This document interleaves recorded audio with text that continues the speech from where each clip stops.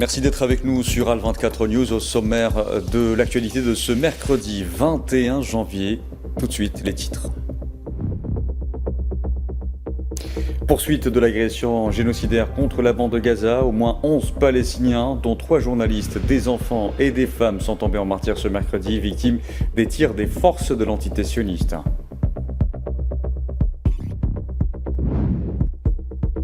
Ouverture ce mercredi à N'Djamena du Salon international des mines, des carrières et des hydrocarbures Semika Tchad 2026. Le président algérien Abdelmadjid Tebboune réaffirme l'attachement de l'Algérie à une coopération africaine fondée sur la solidarité, le partage d'expertise, le transfert de technologies et le renforcement des capacités locales. Au Soudan, les frappes de drones s'intensifient dans et autour d'El Obeid, au centre du pays, alors que les affrontements meurtriers se rapprochent de cette ville contrôlée par l'armée, provoquant d'importantes pertes civiles.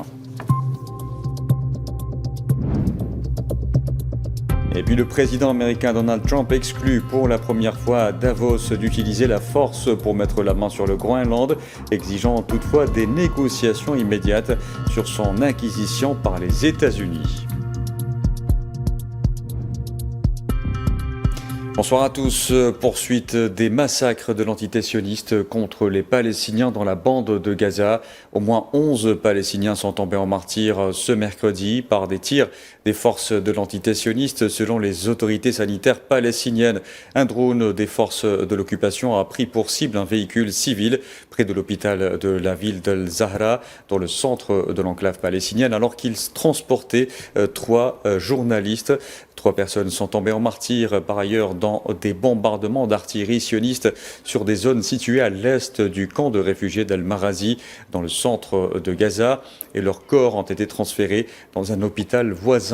3 autres personnes, dont un enfant, sont tombées en martyrs par des tirs et des bombardements d'artillerie sioniste à l'est de Deir el-Balah, toujours dans le centre de la bande de Gaza. Et un garçon de 13 ans et une femme de 32 ans sont tombés en martyrs dans une frappe à Khan Younes, au sud. Et ces dernières frappes des forces de l'entité sioniste intervenues en plein cessez-le-feu replongent les habitants de la bande de Gaza dans l'horreur et l'incertitude. Les proches des victimes ont décrit la violence des frappes.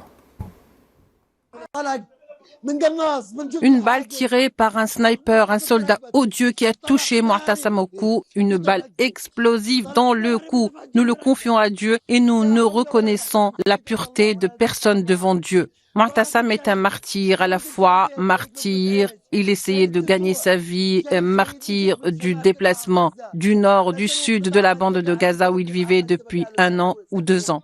Quelle est la faute de Mu'tassam pour être martyrisé? Quelle est sa faute? Quel crime a-t-il commis? C'est un enfant innocent. Quelle faute? Il ne porte aucune arme. Il ne s'oppose ni à l'occupation israélienne, ni à personne. Il souffre depuis 2 ou 3 ans.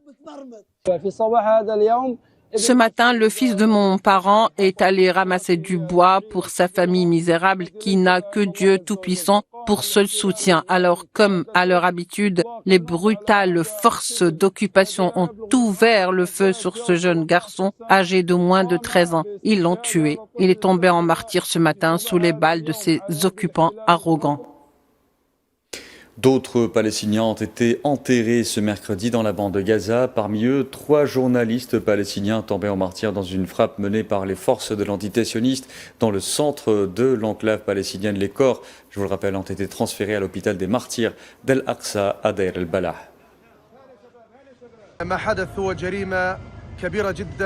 Ce qui s'est passé est un crime très grave commis par l'armée israélienne en ciblant une équipe appartenant au comité égyptien. Cette équipe ne tirait pas de roquettes et ne combattait pas l'armée israélienne. L'équipe du comité égyptien était en mission humanitaire. Elle cherchait jour et nuit un abri pour accueillir nos compatriotes. Un logo est clairement visible sur les véhicules utilisés par tous ceux qui travaillent avec le comité égyptien. Malgré cela, l'armée israélienne a pris pour cible un groupe d'enfants exceptionnels de notre peuple, toujours prêts à aider ceux qui en avaient besoin. Il n'y a pas de sécurité. La sécurité ne vient que de Dieu. Il est connu que les Juifs israéliens sont perfides. Ils sont réputés pour leur traîtrise. Chaque jour, il y a des martyrs. Dieu nous suffit et il est le meilleur pour gérer les affaires. Moussa est plus précieux que son âme. J'aurais souhaité ne pas être encore en vie. J'aurais souhaité mourir, prendre une partie de mon temps et le lui donner. Les Palestiniens continuent de subir donc l'horreur des bombardements après plus de 2 ans de guerre génocidaire ayant rendu très vulnérables les familles palestiniennes, particulièrement les déplacés. Une situation aggravée par les conditions de l'hiver auxquelles succombent notamment les enfants. Asma Laïda.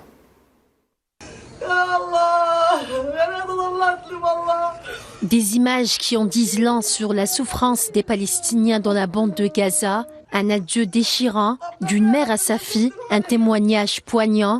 Une famille palestinienne est en deuil après la mort de leur fille, Shada Abou Jarrad, succombant au froid intense. La victime âgée de 7 mois, résidente dans le quartier Adaraj à Gaza, est morte après un arrêt cardiaque soudain provoqué par les températures extrêmement basses. Nous faisons face à un froid intense et à des conditions environnementales très difficiles dans la bande de Gaza, où la plupart des habitants vivent sous des tentes qui ne les protègent pas du froid extrême. Cela entraîne une hausse des maladies respiratoires aggravées par d'autres facteurs, notamment l'affaiblissement du système immunitaire après 2 années de souffrance liées à la guerre. Le complexe médical El-Shifa a enregistré environ 4 à 5 décès dus au froid intense qu'a connu la bande de Gaza ces derniers jours. Ce drame survient alors que les Palestiniens de Gaza continuent de subir des conditions humanitaires très difficiles. De nombreuses familles vivant dans des tentes ou des abris surpeuplés, dépourvus de besoins essentiels tels que des couvertures, des vêtements chauds et des systèmes de chauffage, conséquence du génocide mené par le bourreau sioniste sur l'enclave depuis plus de 2 ans, comme en témoigne ce père en détresse. Je vis ici sans meubles, sans couverture, sans chauffage ni électricité. Il n'y a rien. La vie à Gaza est très difficile et tout est détruit. Ma femme est mal nourrie et ne peut pas allaiter parce qu'elle n'a pas de nourriture pour elle. Alors que l'hiver s'installe et que l'agression génocidaire sioniste contre Gaza se poursuit, les fortes pluies qui ont frappé cette semaine l'enclave palestinienne aggravent davantage les conditions de vie des déplacés, les rendant de plus en plus vulnérables. Nous n'avons pas d'abri et ma fille est morte de froid. J'ai 2 filles et je me suis réveillée ce matin en trouvant ma fille gelée et totalement inerte. Depuis le début de l'hiver, une dizaine d'enfants sont décédés de froid extrême dans la bande de Gaza sur fond d'absence d'aide et de moyens de chauffage. Ces chiffres reflètent la gravité de la situation humanitaire, en particulier pour les enfants et les personnes déplacées vivant dans des abris de fortune dépourvus de tout moyen leur permettant de résister au froid. On assiste aujourd'hui à une non-assistance à peuple en danger. Un monde qui opte pour la politique de l'autruche face à un génocide et d'une cruauté rarement connue par l'humanité. Et l'Organisation de la coopération islamique a condamné la prise d'assaut et la démolition par les forces de l'occupation sioniste de bâtiments situés dans l'enceinte de l'UNRWA à Al-Quds occupé, les qualifiant d'escalade dangereuse et de violation flagrante de la charte de l'ONU et de ses résolutions. L'OCI a affirmé que le ciblage par l'occupation du siège de l'UNRWA s'inscrivait dans le cadre de ces tentatives illégales de liquider la question des réfugiés en sapant l'existence et le rôle vital de l'UNRWA. Pour sa part, le secrétaire général de l'ONU, Antonio Guterres, a condamné également avec la plus grande fermeté les actions des autorités sionistes visant à démolir le complexe de Sheikh Jarrah de l'UNRWA, exhortant l'occupant sioniste à cesser immédiatement la démolition du complexe et à le restituer sans délai, ainsi que les autres locaux de l'UNRWA aux Nations Unies. C'est ce qu'a notamment souligné son porte-parole Farhan Haq. UNRWA leased its compound.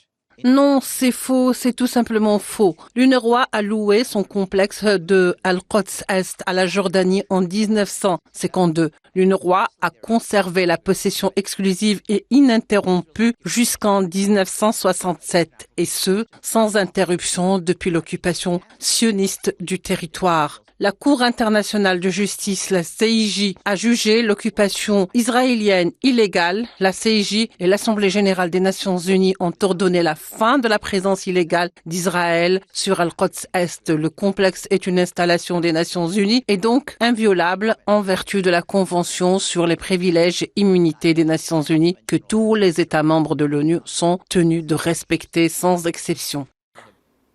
Dans l'actualité aussi, un Libanais est tombé en martyr ce mercredi suite à une frappe menée par les forces de l'entité sioniste dans le sud du Liban. Selon le ministère libanais de la Santé, cela s'est produit sur une route dans le district de Sidon, en violation du cessez-le-feu en vigueur conclu depuis fin novembre 2024. L'armée sioniste poursuit ses agressions contre le Liban, faisant souvent des martyrs et des blessés. Les forces de l'entité sioniste ont mené hier également une attaque à la roquette contre la localité d'El Rafid, située dans la zone rurale du gouvernorat de Konaitra, dans le sud de la Syrie. Aucune information n'a été communiquée sur d'éventuels martyrs ou blessés à la suite de cette nouvelle agression.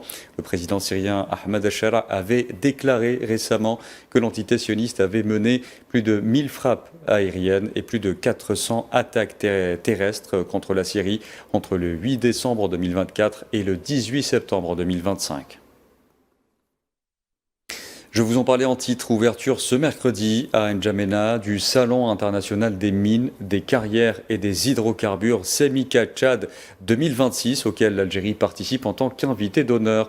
À cette occasion, le président algérien Abdelmadjid Tebboune a réaffirmé l'engagement africain et la volonté de l'Algérie de contribuer concrètement au développement économique du continent. C'était dans une allocution lue en son nom par le ministre d'État algérien, ministre des hydrocarbures et des mines, Mohamed Arkab.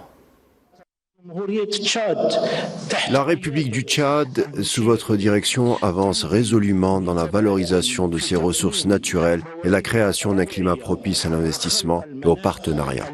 Le reflet de l'ambition prometteuse de ce pays frère, ce salon constitue une vitrine continentale où se manifestent ses potentialités de développement.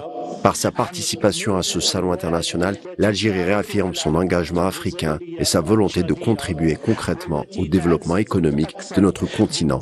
De même qu'elle témoigne par sa présence aujourd'hui de son attachement à la dynamique positive qui caractérise les relations algéro-tchadiennes, lesquelles se sont renforcées davantage avec la participation notable du président du Tchad à la 4e édition de la foire commerciale interafricaine organisée à Alger en septembre 2025, édition qui a marqué une étape importante dans le processus de renforcement du dialogue politique et de la coopération économique entre nos deux pays frères.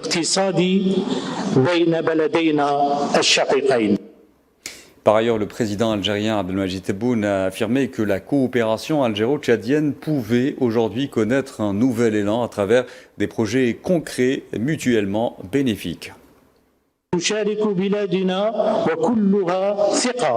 Notre pays participe en étant pleinement convaincu que la coopération entre nos deux pays repose sur des bases historiques et des liens fraternels.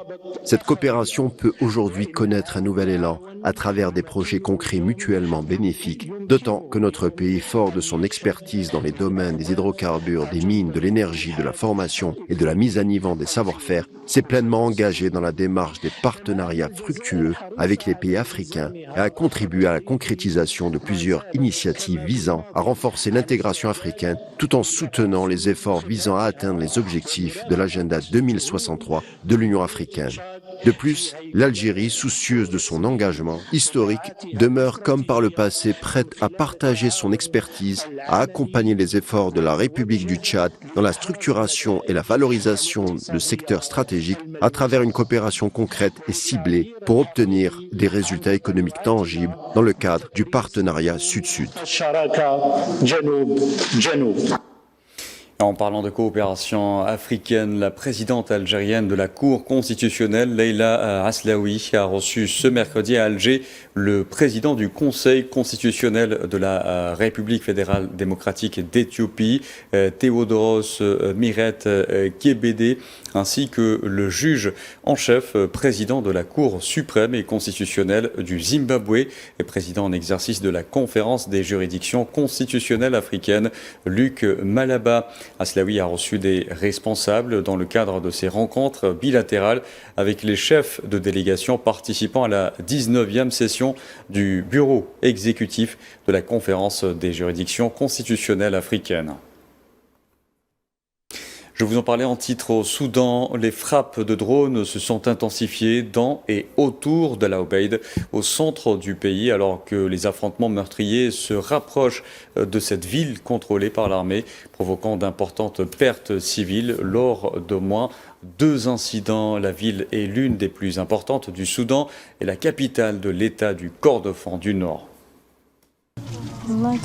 Cet incident s'est produit après la prière d'Al-Isha, l'heure de la prière de la nuit. Après le passage du drone, ils nous ont secourus et emmenés à l'hôpital. Certains d'entre nous étaient blessés, d'autres étaient morts.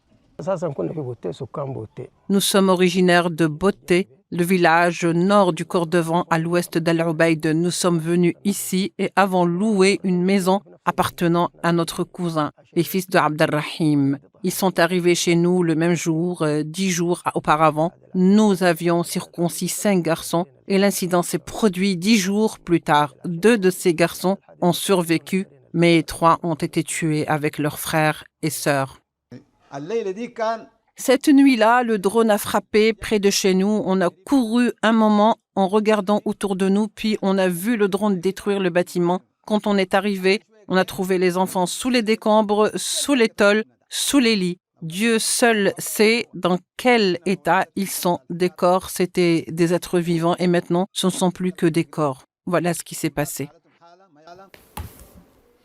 Le gouvernement de la République du Congo a adopté à Brazzaville un projet de décret portant convocation du corps électoral pour l'élection du président de la République, selon son porte-parole Thierry Lézin Mongala.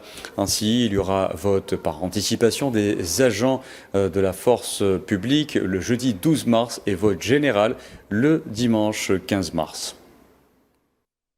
Je vous le disais en titre, le président américain Donald Trump a exclu ce mercredi pour la première fois à Davos d'utiliser la force pour mettre la main sur le Groenland, mais exiger des négociations immédiates sur son acquisition par les États-Unis, affirmant que seul son pays peut protéger ce territoire autonome danois.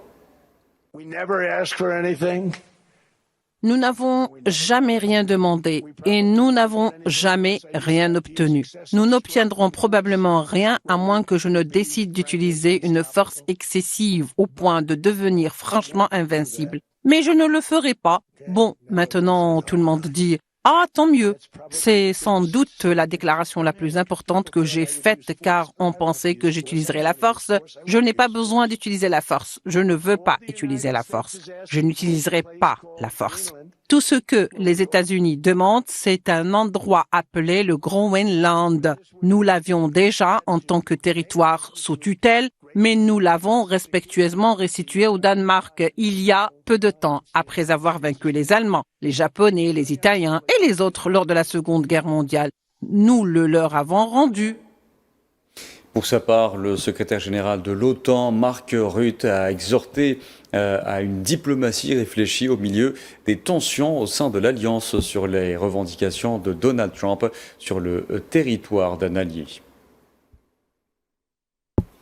L'accord UE-Mercosur marque un coup d'arrêt. Les opposants à l'accord commercial entre l'Union européenne et les pays sud-américains du Mercosur ont remporté ce mercredi une première bataille au Parlement européen où les eurodéputés ont voté de justesse en faveur d'une saisine de la Cour de justice de l'Union européenne, suspendant le processus de ratification jusqu'à nouvel ordre. Nous avons décidé il y a quelques minutes de suspendre définitivement ce projet de loi. Il est parfaitement clair que l'accord avec l'Écosse a été violé par le président Trump qui a annoncé un droit de douane de 10% sur les produits européens à compter du 1er février et de 25% si le Groenland n'est pas exporté vers les États-Unis en juin. Je suppose qu'il utilise maintenant les droits de douane comme instrument de coercition. Et cela a été constaté par moi-même et par le rapport de l'opposition. Ils utilisent donc les droits de douane pour exercer une pression politique sur nous afin de nous forcer à vendre le Groenland. Par conséquent, nous avons été très clairs, nous suspendrons la procédure concernant les deux dossiers jusqu'à ce que la situation soit clarifiée. Quant au Groenland et aux menaces, nous avons clairement indiqué que tant que les menaces persisteront, aucun compromis ne sera possible. La Chine a appelé ce mercredi l'Union européenne à éviter de s'engager davantage sur la mauvaise voie du protectionnisme. C'est ce qu'a déclaré ce mercredi à Pékin le porte-parole du ministère chinois des Affaires étrangères, Guo Jiakun, commentant le nouveau paquet de mesures de l'Union européenne en matière de cybersécurité. La Chine a pris note des rapports pertinents et exprime sa vive préoccupation. Les entreprises chinoises opèrent depuis longtemps en toute légalité en Europe et sont des fournisseurs respectueux des lois et de haute qualité pour le secteur des télécommunications et du numérique de l'Union européenne. Elles ne constituent en aucun cas une menace pour la sécurité des pays européens. Limiter ou interdire de force l'accès au marché à des entreprises sans preuve et sur la base de critères non techniques viole gravement les principes du marché et de la concurrence loyale. Cet acte de protectionnisme illustre une fois de plus la façon dont une coopération normale peut être instrumentalisée à des fins politiques et sécuritaires. Les tentatives d'intervention arbitraire sur le marché et de violation des règles économiques ne renforcent pas la sécurité d'un pays, mais lui coûtent très cher. Les faits démontrent que dans un certain pays, le retrait progressif d'équipements de télécommunications chinois de qualité, sûrs et sécurisés freine non seulement le développement du numérique et du cyberspace, mais engendre également d'importantes pertes économiques. Dans l'actualité aussi, une attaque de drone survenue hier soir dans le district de Takhta Mukhaïski en République d'Adygué au sud de la Russie a fait 13 blessés. La frappe a touché un immeuble d'habitation ainsi qu'un parking voisin provoquant un important incendie. Plusieurs pays méditerranéens sont balayés par la puissante tempête Harry, un système dépressionnaire exceptionnel qui provoque vents violents, pluies torrentielles et chutes de neige de la Tunisie à l'Espagne, en passant par l'Algérie, l'Italie et Malte. Les conditions météorologiques se sont rapidement détériorées, entraînant inondations, perturbations des transports et tragiques pertes humaines. Naila Hamouda. La tempête Harry continue de balayer la Méditerranée. Ce puissant système dépressionnaire provoque des rafales de vent violentes, des pluies intenses et de nouvelles chutes de neige dans plusieurs pays riverains. De l'Europe du Sud à l'Afrique du Nord, les conditions météorologiques se dégradent rapidement. Les précipitations abondantes ont provoqué des inondations locales, perturbant la circulation et les activités quotidiennes. En Tunisie, les pluies exceptionnelles ont entraîné de graves inondations. Plusieurs régions ont été submergées, causant la mort de 4 personnes et occasionnant d'importants dégâts matériels. Les autorités ont déclenché des alertes maximales face au risque de crues soudaines. Selon la page Tunis Al Khadra, sur la plateforme X, les précipitations enregistrées dans la capitale ces dernières 24 heures ont atteint un niveau inédit depuis plus de 50 ans, 150 mm en 4 à 5 heures et jusqu'à 205 mm dans certains secteurs du Grand Tunis. Le réseau routier a été fortement touché et les transports perturbés à travers le pays. L'Algérie est également touchée par cette vague de perturbations d'une intensité exceptionnelle. La tempête Harry provoque des pluies abondantes dans de nombreuses wilayas, accompagnées de chutes de neige sur les reliefs. Plusieurs axes routiers sont coupés, tandis que le froid et le verglas compliquent les déplacements. Selon la protection civile, les secours ont été mobilisés sur plusieurs secteurs. Ces intempéries ont fait au moins 2 victimes, une fillette de 13 ans dans la wilaya de Chlef et un sexagénaire dans la wilaya de Relizane. Dans le prolongement de cet épisode climatique, l'Italie n'a pas été épargnée. Dans le sud et sur les îles, la tempête prend des allures de cyclone méditerranéen. Les rafales dépassent les 100 km/h. La mer est très agitée et plusieurs communes ont suspendu cours et activités publiques. La dépression poursuit sa progression vers l'ouest du bassin méditerranéen. En Espagne, la façade méditerranéenne est touchée par de fortes pluies et des vents soutenus, faisant craindre inondations et glissements de terrain, tandis que la neige s'installe sur les zones montagneuses. Plus au centre de la Méditerranée, Malte est frappée de plein fouet par des vents très violents et de hautes vagues. Les liaisons par ferry et certaines activités portuaires sont suspendues, la navigation étant jugée dangereuse. Cet épisode de la tempête Harry est considéré comme l'un des plus violents de cet hiver et se caractérise par une pluviométrie exceptionnelle du Maroc à la Libye. Et comme dirait l'adage, à quelque chose malheur est bon, ce cyclone apporte son lot de bienfaits avec des réserves en eau renforcées, des barrages remplis, mettant fin à plusieurs années marquées par une sécheresse durable.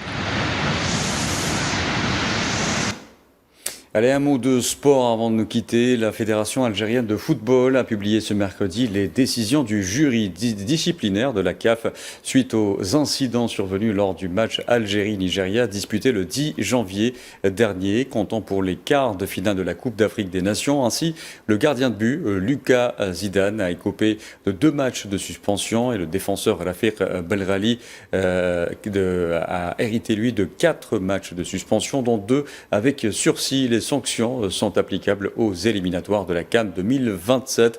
La FAF a écopé de plusieurs amendes financières totalisant $100 000.